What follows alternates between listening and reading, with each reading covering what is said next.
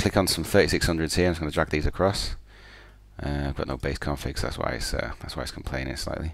Let's just make that a bit bigger. There we go. Okay, right. So I've got R1, R2, R3, and R4. And do you remember we had on the frame relay switch we had 1 to 2, 1 to 3, and 1 to 4. So that's what we're going to do. So R1 is going to be the hub. I just need to put some serial ports in this guy. So you go into slots, give it a serial configuration there. Yep. Router 2, slots, give it some serial ports here, yeah.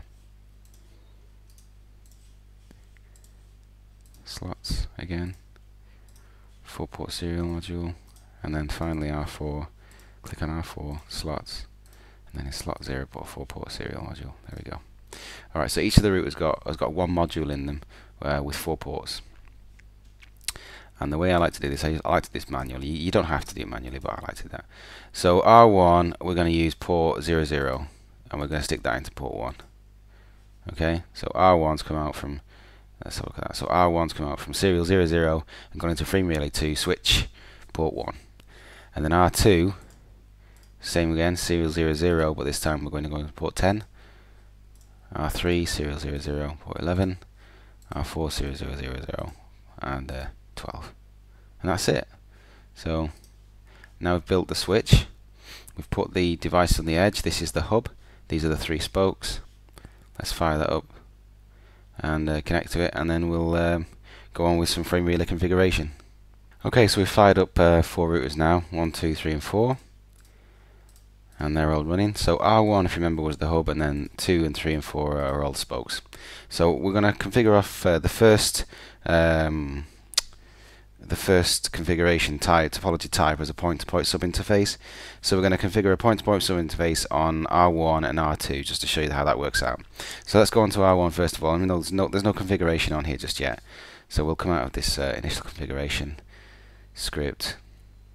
So on R1, you go into privilege exec mode, and then you go into configuration mode.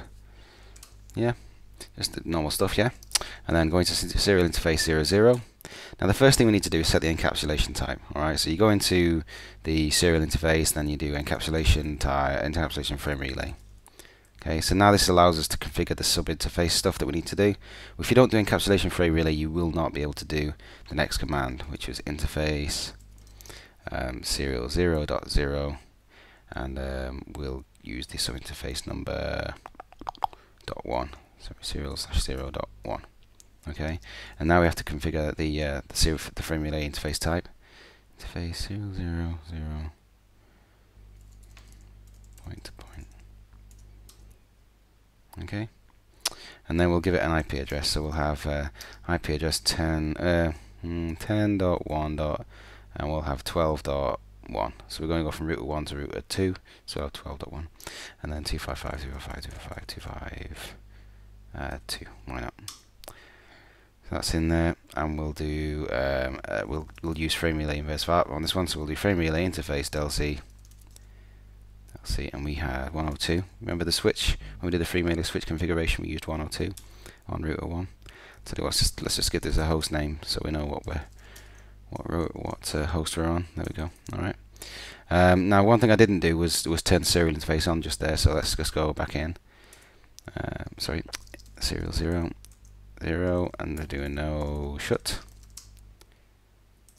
Okay, right, so we've configured interface serial /0.1 point to point as a point to point subinterface of serial 0/0, the encryption frame relay, and we've set an interface delc of 102.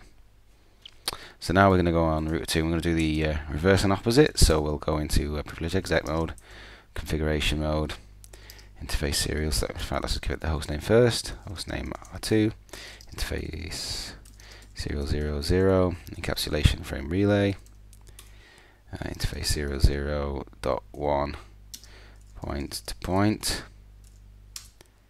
Give it an IP address. So this one was 10.1.12.1, so we're 10.1.12.2, 255.252, and then we'll just do a no. Oh, sorry, wait, I missed one step out there. Got to put the delc in frame relay interface delc 201. So this side was 201, right? because we're going from router 2 to router 1. That's the way we did that. And then we're going to there, we're just doing no shut. Okay, so we've configured two point-to-point frame relay sub-interfaces. We've put the interface DELSI on there, so Inverse App is going to deal with the layer 3 learning side of it, so we don't have to do a frame relay map. And don't worry about all of this stuff, we're going to go through that later on. This is just a very rough blast through frame relay and how to configure it. So on R2 now, let's just do a show frame relay map. Let's do a control R there. Show free relay map.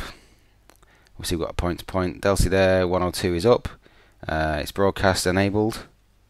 Yeah. And we should be ready to go with this. So let's just do a ping of 10.1.12.2. And there we go. So that's R2 there. 10.1.12.2. We've pinged that across R1. It's a point-to-point sub-interface, so we don't need to worry about the mapping as such because there's no other way out of it. So that's why we don't see any IP addresses. If it was a point-to-multipoint on the physical interface, we would see IP addresses on here because it's learning multiple IP addresses down that wire. But this is a point-to-point interface, so there's no other way out of this traffic. It's got to go one way. It did that through this DELSI 102, and on the other end, router 2's learned the same thing. So over on here, we can do the same sort of thing. We can do show frame relay map. Yep, same sort of thing. We can show the PVC status. You see we've got one locally active there, and that's the one we're using, DELSI 201. Okay, and we can do the same thing, ping 10.1.12.1. So that's working. So that's frame relay point-to-point sub-interface configuration.